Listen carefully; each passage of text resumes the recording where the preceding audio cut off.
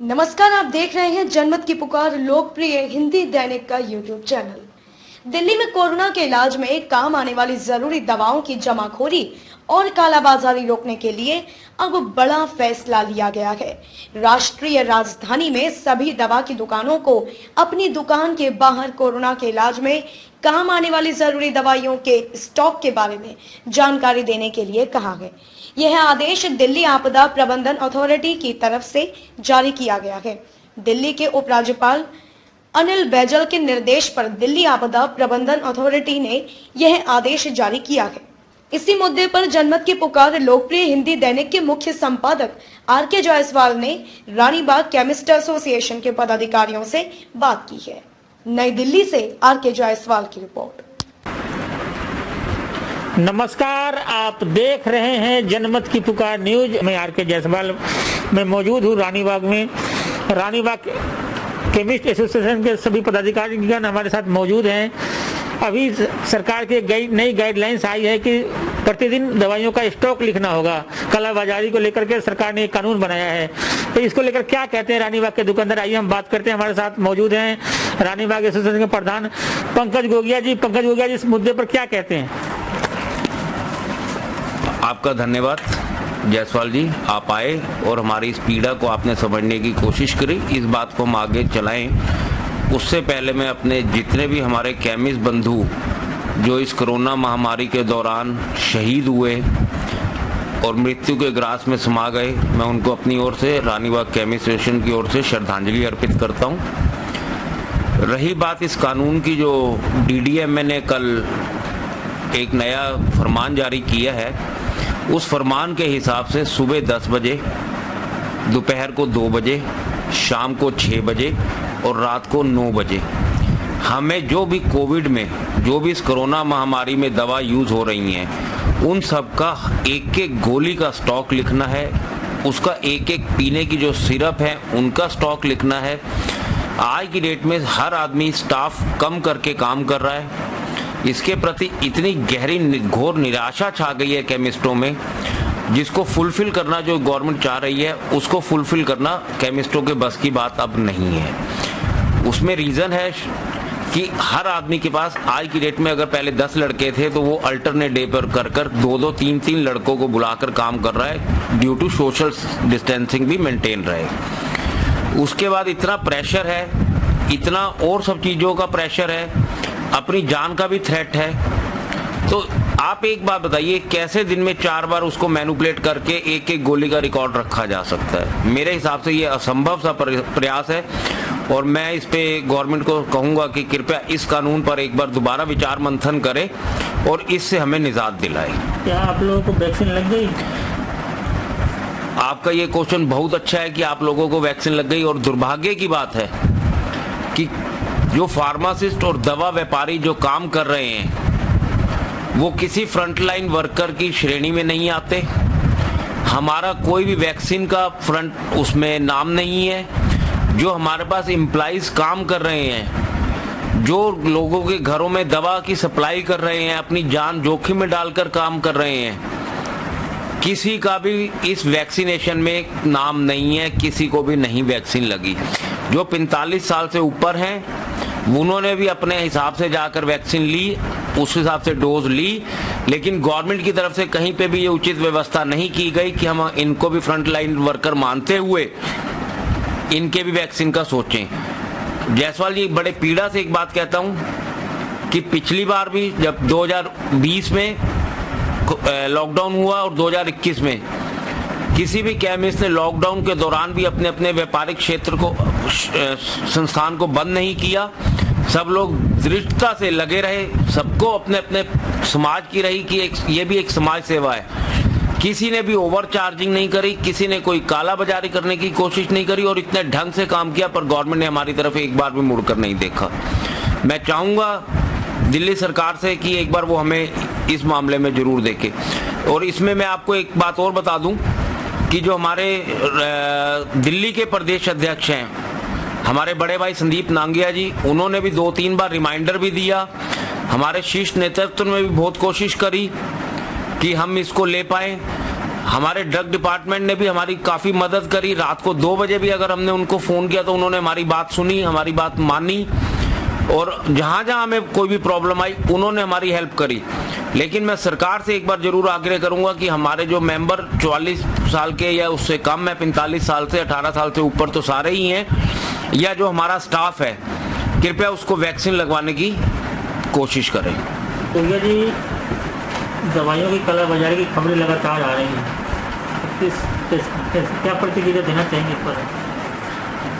जायसवाल जी, इस बारे में आप भी एक सामाजिक व्यक्ति हैं, एक पत्रकार हैं आप, और शायद जो मेरा अनुमान है कि आप भी सारा दिन आज की डेट में घूम रहे हैं और लोगों को कवर कर रहे हैं। इस बीमारी के महादौर में, जो है महामारी में, आप भी समाज की सेवा में जुटे हुए हैं। आपने कभी देखा कि किसी भी दुकान के आगे आपको कालाबाजारी का कोई भी एविडेंस मिला हो? मैं नहीं मानता। हो सकता है एक तालाब में एक मछली गंदी हो और उसने उसको गंदा किया हो, उसके पूरा तालाब गंदा नहीं होता। दूसरा रहा कालाबाजारी का, तो मैं आपसे कहीं पे भी इस बात से सहमत नहीं हूँ। मैं आपसे एक बात कहना चाहूँगा कि अगर इस दौर में और 2020 में और 2021 के इस लॉकडाउन में अगर केमिस्ट भी अपने परिवार के प्रेशर को देखते हुए लॉकडाउन में अगर घर बैठ जाता, या हम आज भी घर बैठ जाएं, तो जो ये समुचित व्यवस्था चिकित्सा की चलती रही, क्या ये चल पाती? क्या हमारे अस्पतालों में इतना दम था या है कि वो इस कैटर को भी संभाल पाते? मुझे लगता है शायद नहीं। और सबने, किसी भी केमिस्ट ने, किसी भी विक्रेता ने, किसी भी दवा व्यापारी ने MRP से ऊपर किसी को भी दवा ना बेची है, और मैं आपको आश्वस्त करता हूं ना बेचेगा। अब इस दौर में भी लोगों ने कहीं ना कहीं पेशेंट को डिस्काउंट्स दिए हैं। अगर आप ऑनलाइन से भी कंपेयर करें तो लोगों ने वहां भी मिलाया और ऑफलाइन दवा विक्रेता को भी मिलाया, तो हम उनसे सस्ते पाए गए। मैं आपकी इस बात को एक बार आपके माध्यम से जरूर कहना चाहूंगा कि आप भी इसको, कालाबाजारी वाले शब्द को, एक फार्मासिस्ट के ऊपर लगा हुआ तमगा ना बनाएं। ऑलरेडी हमारे ऊपर इतने तमगे लग गए कि जहां हमें मेडल मिलना चाहिए था, जहां हमें कोरोना वॉरियर का तमगा मिलना चाहिए था, वहां हमें कालाबाजारी का तमगा दिया जा रहा है। मैं इसका खंडन करता हूं।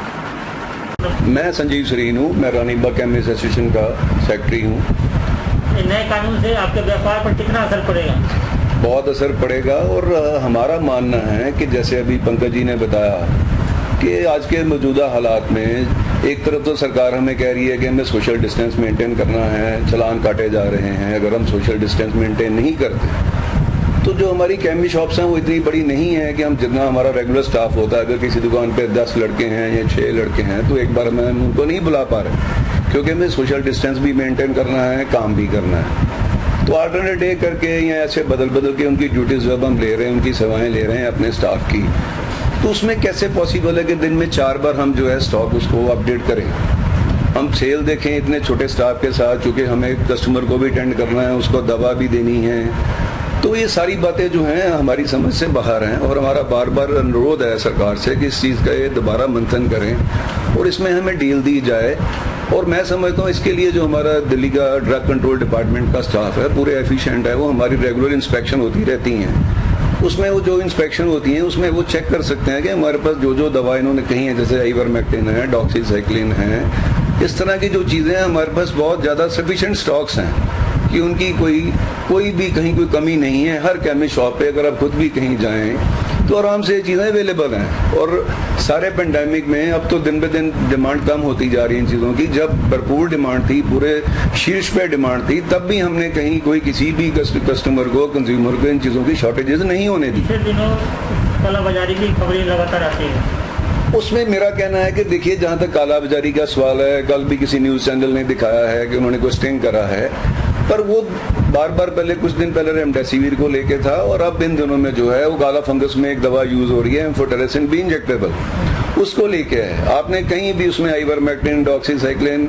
इन तरह की चीजों का कहीं कोई स्टिंग नहीं देखा होगा और कहीं कोई कंप्लेंट नहीं आई होगी कि ये दवा बाजार में शॉर्ट है या किसी कंज्यूमर को नहीं मिल पाई।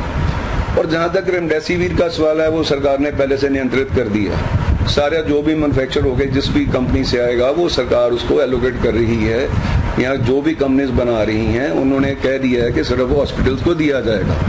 तो इन दिनों में हमने कभी इन दिनों में रेमडेसिविर का सुना भी नहीं। अब जब से पिछले एक हफ्ते से या ऐसे कुछ करके 10 एक दिन से जब से ये एम्फोटेरेसिन बी की डिमांड शुरू हुई, काला फंगस ये चीज़ निकल के आई है, उसके बाद से एम्फोटेरेसिन बी का है। और उसमें भी सरकार ने ऑलरेडी उसमें कानून बनाया है, दिन में 2 बार कमेटी बैठती है जो डिसाइड करती है कि कौन से मरीज को, पेशेंट को एम्फोटेरेसिन बी की जरूरत है और हॉस्पिटल उसे प्रोवाइड करवा रहा है। उसमें भी ऐसे ही रेगुलर कर दिया गया है कि स्टॉक जो जा रहे हैं हॉस्पिटल्स में जा रहे हैं, तो स्टॉक तो बाजार में है ही नहीं। तो उसमें हमने वो 1-2 लोगों ने अगर ऐसा कुछ करा भी है, 1-2 ऐसे लोग होते हैं जिन्होंने करा, पर उसका ये मतलब थोड़ा कि सारी ट्रेड ही हम ऐसा कर रहे हैं, ऐसा कहीं कोई कंप्लेंट आपको नहीं मिलेगी। तो हमारा बार बार कहना है कि इस चीज़ को लेके जो हमारी गली मोहल्ले में दुकानें, उनमें तो ऐसी कोई चीज़ आती ही नहीं है, ये चीज़ें हम यूज़ ही नहीं कर पाते, क्योंकि ये चीज़ें ही वो हैं जो पेशेंट एडमिटेड हैं हॉस्पिटल्स में हैं या नर्सिंग होम वगैरह में हैं। ये उनके यूज़ की चीज़ें हैं, जो एम्फोटेरेसिन बी है या जो रेमडेसिविर था। इन चीज़ों का हम दुकानदार के पास तो मतलब ही कोई नहीं है और ना ये चीज़ें वहाँ बिकती। मेरा नाम रोहित बब्बर है और मैं इस कमेटी का कैशियर हूँ, रानी बाग केमिस्ट एसोसिएशन का। कितना प्रभावित होगा आप लोगों का? पर जहाँ तक प्रभावित का है सवाल, सब अभी सुबह से ही सारे केमिस्ट भाई सब परेशान है कि ये कैसे कार्य पूरा संपन्न होगा। एक गवर्नमेंट को शायद ये भी पता होगा कि शेड्यूल H1 रजिस्टर भी एक चलता है, जो कि केमिस्ट को सारा दिन के बाद रात तक सेल उसको अंदर सारी मेंटेन करके रखनी पड़ती है।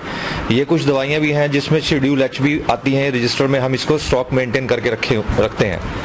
और उसके बाद अगर ये 4 घंटे के अंदर हर दवाई को दोबारा से एक रिकॉर्ड में रखना, ये एक पॉसिबिलिटी नज़र नहीं आ रही।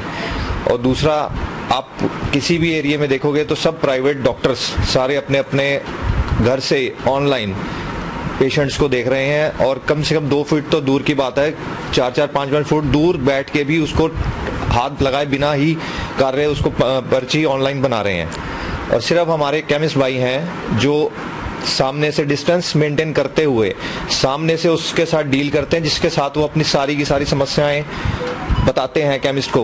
उस पर्ची आने के बाद भी, डॉक्टर के बाद भी, वो हमसे 3 बार पूछता है कि इसको कैसे खानी है, जबकि डॉक्टर ने साफ साफ लिखा है कि दिन में 2 बार बीडी 2 बार खानी है।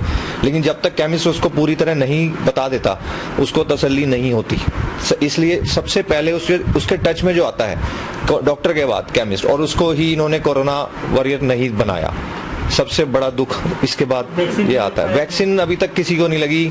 मैं खुद गया था डिस्पेंसरी एज ए वैक्सीन लगवाने, तो उन्होंने बोला मैंने कि हम केमिस्ट के लिए कुछ हो, तो कहते नहीं, आप अपने रूल एंड रेगुलेशन के हिसाब से ही अपना आधार कार्ड नंबर से ही करो, फॉलो करो, आपका कहीं नाम नहीं है। और जबकि हमारे यहाँ जो केमिस्ट डॉक्टर्स हैं जो उनके यहाँ काम करते हैं, जो एज ए कंपाउंडर काम करते हैं, उनको उनके स्लिप्स पे, डॉक्टर के स्लिप्स पे भी वैक्सीन लग रही हैं, प्रोवाइड हो रही हैं। तो क्या हम उनसे भी नीचे? हमें आज तक ये समझ में नहीं आया।